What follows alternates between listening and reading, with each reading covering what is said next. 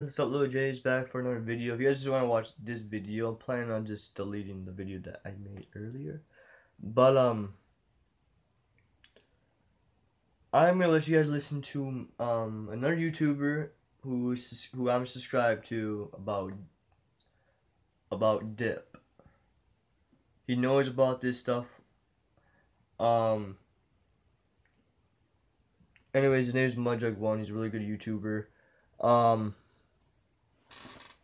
But before we listen to him, I'm actually gonna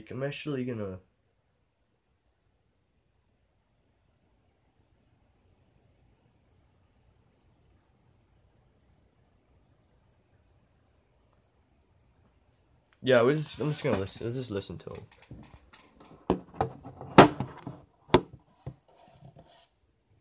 A little bit, we'll get to the guts of this video, and then we'll get back to him. So a lot of people have seen my videos in the past regarding this book by Dr. Radu, for smokers only, how smokeless tobacco can save your life. You can get this on Amazon, I think. I don't even know. If you ever want to plead your case to your parents or somebody, your wife, who's giving you shit about dipping, this book will give you a lot of ammo. I also had a video interview with Dr. Radu, and he basically, I just hammered him with questions, and he gave me his opinion and his feedback on all the studies that he's done, so on and so forth. So Dr. Radu has a blog website. We're going to put the link down below.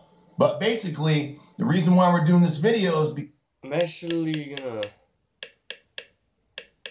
I think he made a video about that. No, that's no.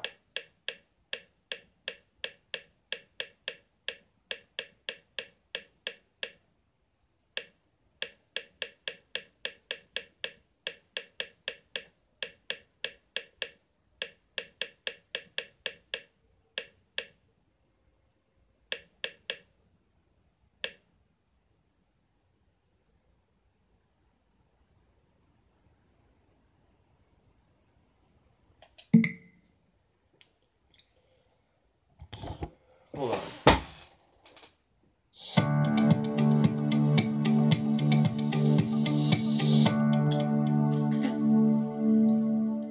Hello and welcome to the Morningstar series, Why Should I Invest With You?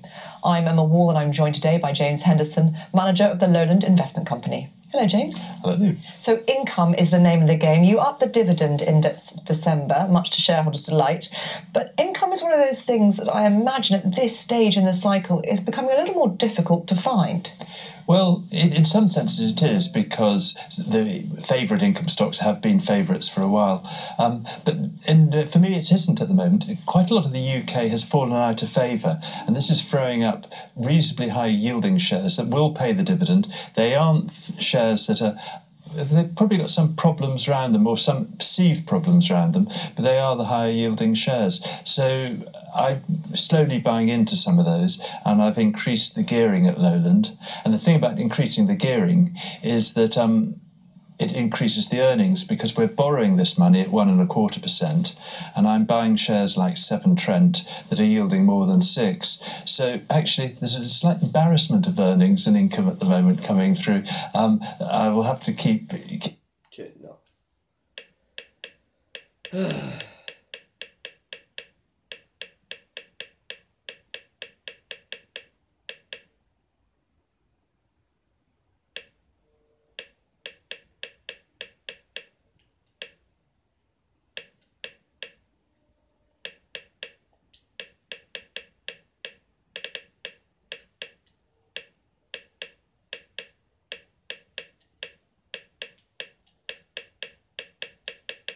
Mudjug1.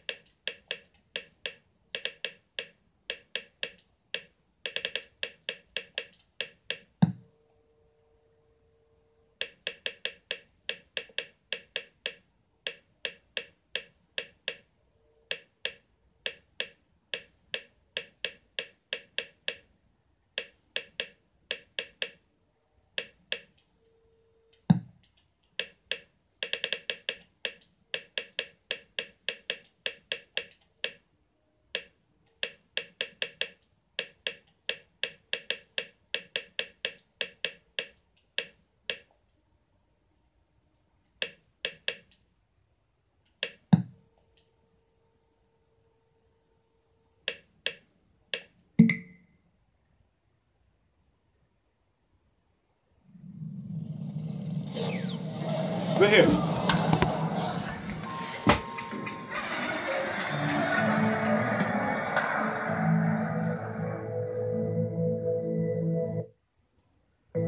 Dip doesn't just leave a mark on your genes. Dip can cause That's just stupid. Why would they even show that? Hey everybody, welcome to the Mud Jug 1 channel. We have a special video planned for you guys today. This will solve all the problems. A lot of you might have seen an old video that I've done in the past. It was a book review by an amazing doctor, Dr. Brad Radu, who wrote this book, How Smokeless Tobacco Can Save Your Life. A couple quick things regarding Dr. Radu. He has actually initially wrote this book in order to save people's lives. He's been on a mission to convert people from smoking to using smokeless tobacco products. Now it's things have kind of evolved since the release of the book. Now he's also focusing also on educating people on the risks associated or lack thereof with smokeless tobacco use. So Dr. Radu has been on a mission for the last 20 years to educate and save lives, educate people and save lives. And he had a tough going early on. I mean, he was criticized, highly criticized by his peers and by many different associations. And you know, now finally he's starting to get some recognition for all the research and all the studies and all the scientific evidence that he has brought to the table. He's finally getting the credit that he deserves. So without further ado, we're going to bring Dr. Radu in here. We're going to get set up and we'll get started with the interview. So, Dr. Radu, I'd like to welcome you to the Mud Jug headquarters. I would also like to thank you for making the time to come down. It really means a lot to us. We've been having some personal discussions in the last couple of days, and I've just really been inspired by you and really been impressed with your knowledge and your passion for this, touchy subject. So, I'd like you first off to maybe give the viewers, a little bit of background. And kind of what you stand for, and what you've been able to accomplish. Darcy, it's a pleasure to be here. I'm a professor of medicine at the University of Louisville, and I've spent the past 20 years conducting research on smokeless tobacco and its health effects. And what I've come to find out is that your customers are misinformed. They're misinformed by a medical establishment, by anti-tobacco zealots, about the relative safety and health effects of smokeless tobacco use. And that's why I accepted your invitation to come here and actually clear up some of this misconceptions. Sure.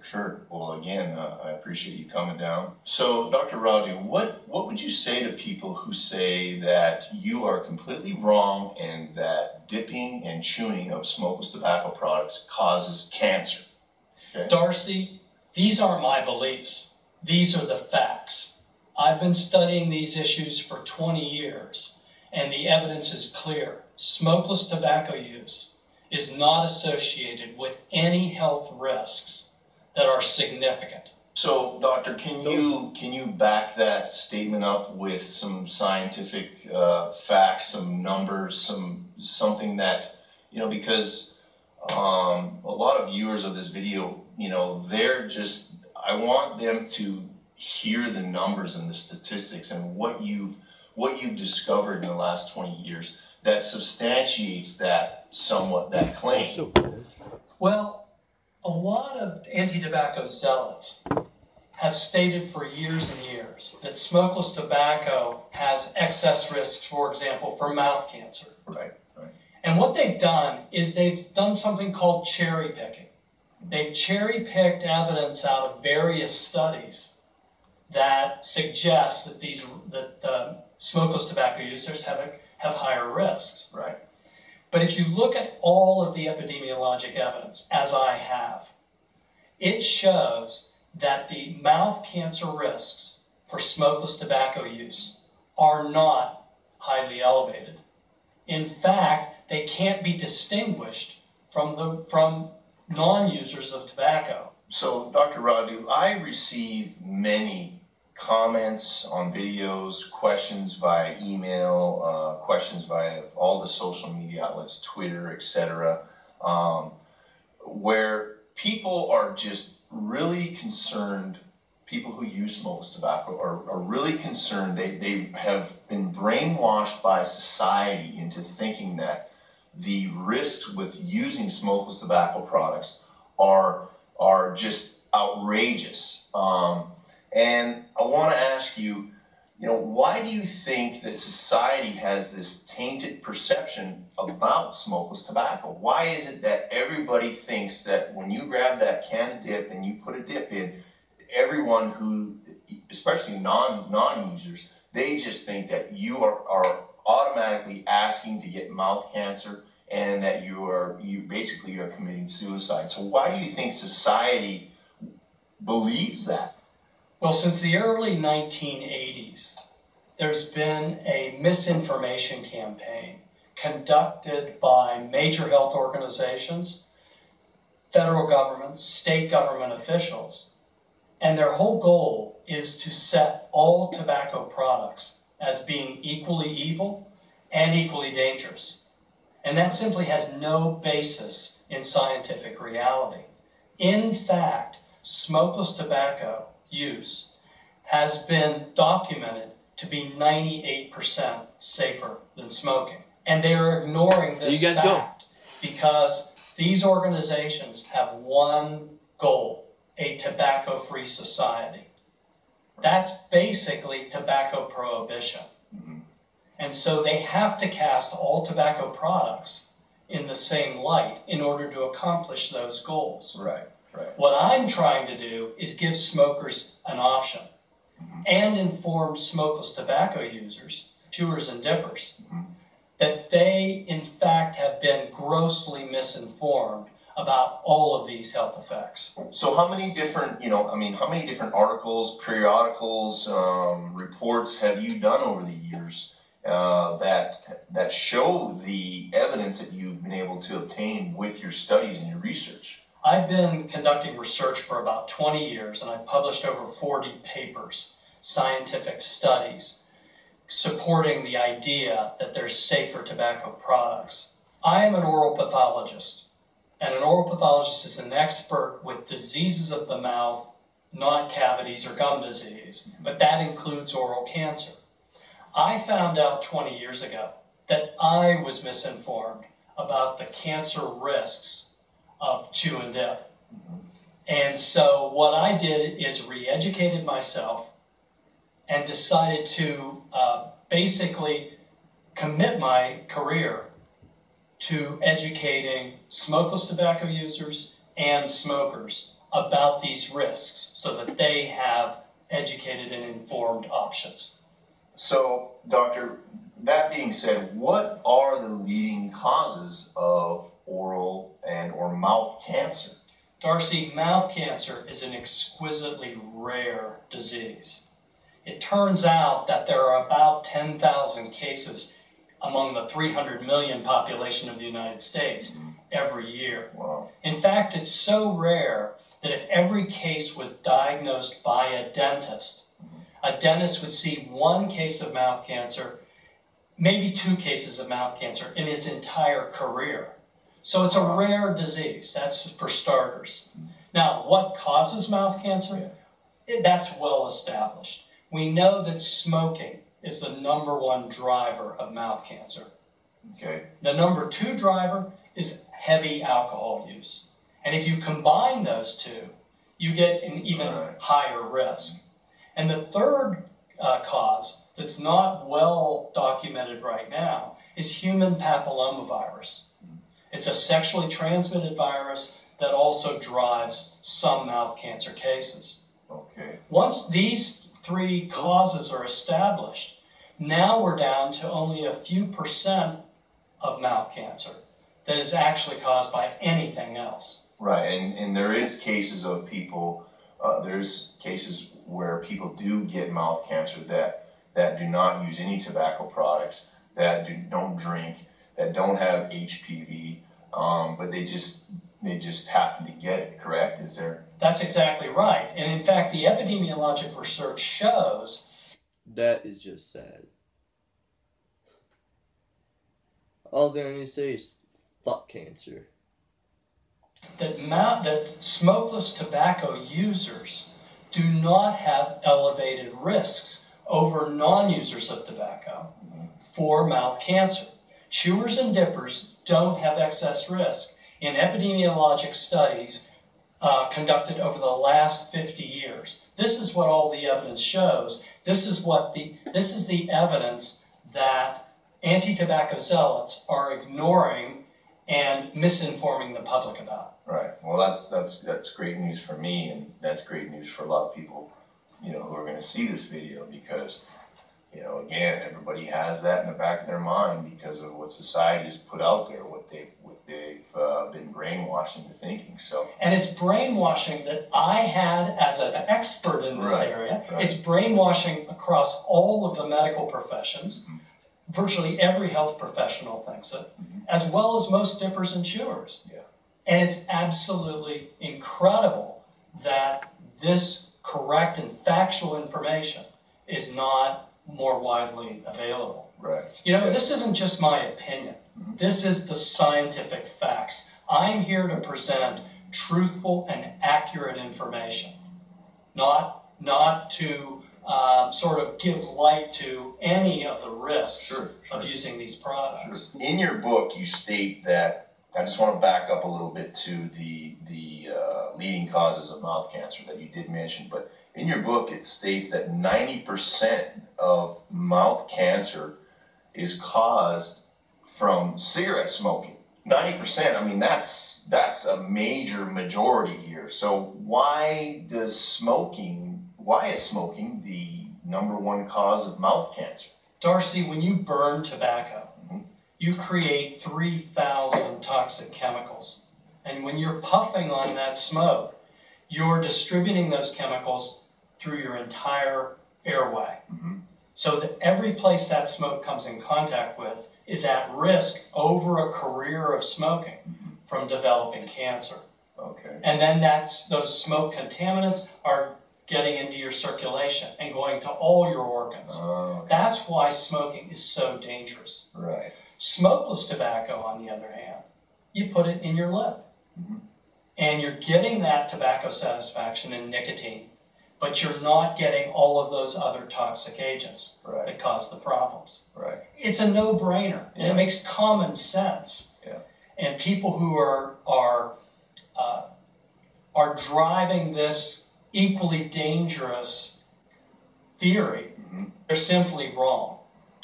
So, Doctor, you mentioned nicotine, the word nicotine, okay? And you just mentioned some chemicals, the 3,000 plus chemicals, toxic chemicals that are in cigarette smoke. Can you talk about nicotine? Because everybody thinks nicotine is such a terrible, drug, and then we'll go into some of the chemicals that are in smokeless tobacco products. Well, one of the big misconceptions, Darcy, is that nicotine is the cause of the cancers, heart disease, and emphysema that smokers suffer from. Right. That is patently untrue. Nicotine causes no disease related to smoking or smokeless tobacco use. Nicotine's addictive, no question about that. But nicotine can be used about as safely as caffeine. Of course, caffeine's available in cola drinks, coffee, and tea. Sure. Nicotine can be used in just as safe a manner. Mm-hmm. We just need to deliver it in a smoke-free delivery system. There you go. So as far as the chemicals that are in smokeless tobacco products, I get so many people asking me about all these carcinogens and radioactive chemicals that are supposedly in smokeless tobacco products. And granted, there's 3,000 plus in cigarette smoke. There's 28, 30 or what have you in smokeless tobacco products. Can you talk about those chemicals that are found in smokeless tobacco products to kind of give the viewers an idea as to what we're talking about here, as far as how how high content they are and what they are potentially? Here's the lowdown on those chemicals. There are chemical contaminants in virtually everything we consume. All the foods, all the, there are actually 28 potential carcinogens in smokeless tobacco. But what the zealots don't tell you is that these contaminants are in such low concentrations that they're virtually meaningless for any human disease. Oh, We can list them. For example, there's formaldehyde. And you just, before we talked, had an apple. There's formaldehyde in apples. But nobody talks about that. In fact, these zealots talk about these chemicals almost in a way that that leads people to believe that the manufacturers add these products. Right. These are natural contaminants in virtually any product we consume at minuscule concentrations. Okay. So, for example, there are 28 carcinogens in chew and dip. There are 21 carcinogens proven to be in coffee. Oh. Yeah, again, at the same minuscule concentrations. Right. While we have those cancer-causing agents in coffee, no one is calling for huge regulation of coffee beans. Right. Okay, so what we need to do is take a reasonable, rational approach. Sure. And then once you understand, then you start ignoring these kind of exaggerated complaints. Reasonable, rational approach. I like that. You know, comparing nicotine to caffeine is one of my favorite subjects because I happen to be devoted to the latter. That And- being coffee. Coffee. Okay. So it turns out that nicotine and caffeine do a lot of very positive things for humans. Sure. They provide a sense of relief, Yeah. a sense of relaxation. They provide a lot of the same effects as positive agents for human consumption. Sure. And so it's all about the delivery system. Right. We consume coffee in a water-based delivery system that has never been shown to have any health effects. Right. That's the same for chew and dip. Right. Got it. And so now, if we can get away from the smoke, we can really help people lead longer and healthier lives. Yeah, absolutely. So, doctor, I have a question for you regarding today's media. We touched on how people have been brainwashed. Society's kind of been have been brainwashed regarding smokeless tobacco use. The media likes to blow that out of proportion. And recently, we've had the unfortunate passing of Tony Gwynn. We've also had Curt Schilling come out and state that he was treated for mouth cancer or some type of cancer. He mentioned that he was an avid user of smokeless tobacco products throughout his career. Can you, shed a little bit of light on that? I know it's kind of a touchy subject, but we don't want to disrespect anybody on that. And but I know a lot of viewers of this video are going to want to. They're gonna use those examples to try and discredit what we're discussing here. I've worked in a cancer center for 30 years, and I've taken care of a lot of cancer patients over my career. I'm very sympathetic to the plight of cancer patients, and I offer my condolences to Tony Gwynn's family and to Curt Schilling and his family. Tony Gwynn believed that smokeless tobacco led to his mouth cancer. But he really didn't have mouth cancer. He had a cancer of his salivary gland. And the scientific evidence shows that salivary gland cancer has no relationship with tobacco use, either smoking or smokeless tobacco. With respect to Curt Schilling, none of his doctors have validated his claim that he has a mouth cancer caused by smokeless tobacco.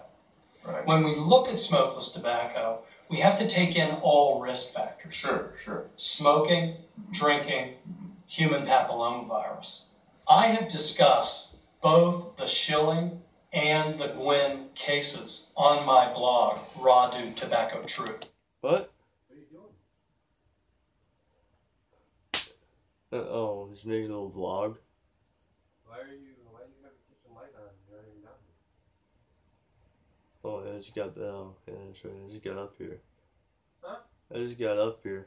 Yeah, right. I've been up there since 1 o'clock in the morning. No, was it? I didn't even get up. Don't lie to me. I'm serious. Come on, please. Slap. Fish. What did you do today? Huh? I've been sleeping all day. What time did you get up? Up to like around like 3.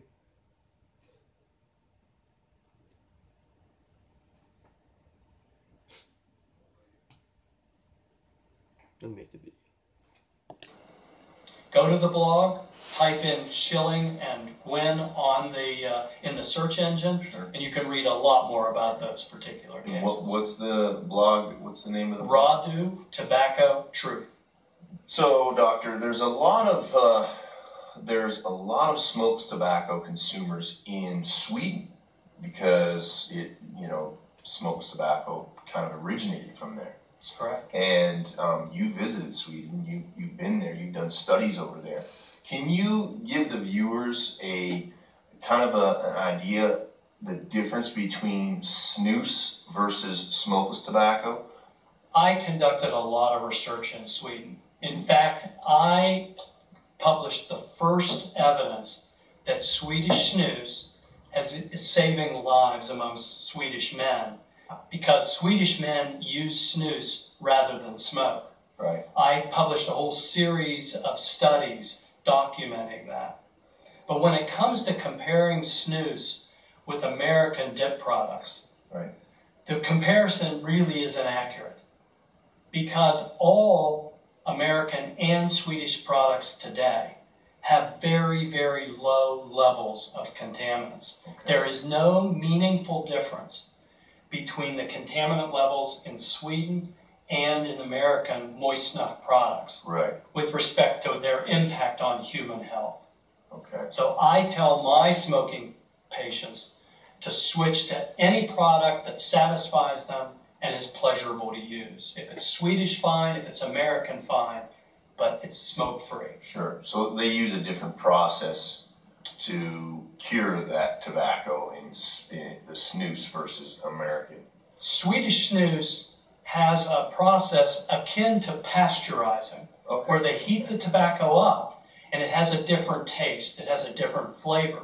American dip products are fire cured, Sure. which introduces a few other smoking contaminants, Right. and they're also fermented, which introduces a few more contaminants, But on very low levels. but on tiny, tiny levels, exactly. Got it. So there's no meaningful differences for health. So, Dr. Roddy, you've spent, like you said, you've spent some time in Sweden, and the cancer rates, especially mouth cancer rates, are they very low in Sweden? Well, mouth cancer rates are low, and lung cancer rates among Swedish men who use large quantities of snus are among the lowest in the entire developed world.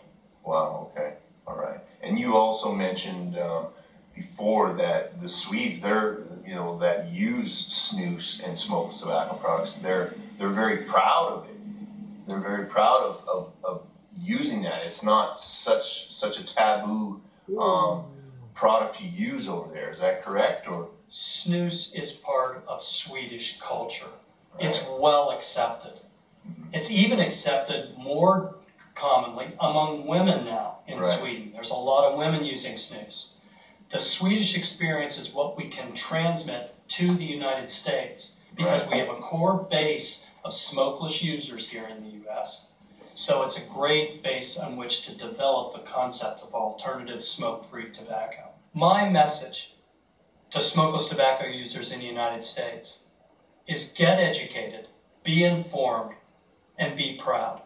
Dr. Radu, can you talk about some of the statistics? Because most of our viewers, they want information, and a lot of them really probably aren't into the statistics and the numbers, etc. But some people are going to want to hear that. I go over a lot of these numbers on my blog and in my book, but let me give you one good example of how this translates into numbers that people can use. Okay. In the United States, out of 100,000 people walking around, there'll be about 6 cases of mouth cancer every year. That's in non-users of tobacco, non-drinkers, perfectly clean livers. Right. So now let's take a very uncommon product, powder dry snuff, Okay. which has been used by women in the South since the Civil War. Let's take that product, and a 1981 New England Journal of Medicine study Learned a lot. suggested that users of that product have a 4-fold increase in risk. Okay. So instead of 6 cases of cancer, there's 25 or 26 cases of mouth cancer every year in users of those products. And let's take that death rate, okay? Let's say that about a 50% death rate, 12 of those people die from that mouth cancer. Okay, now let's compare that to another American addiction, automobile use. Oh. The National Highway Traffic Safety Administration tells us that somewhere around 10 or 12 people out of every 100,000 automobile users die every year in an automobile accident. Wow. Okay, so that's a risk that we all accept when we travel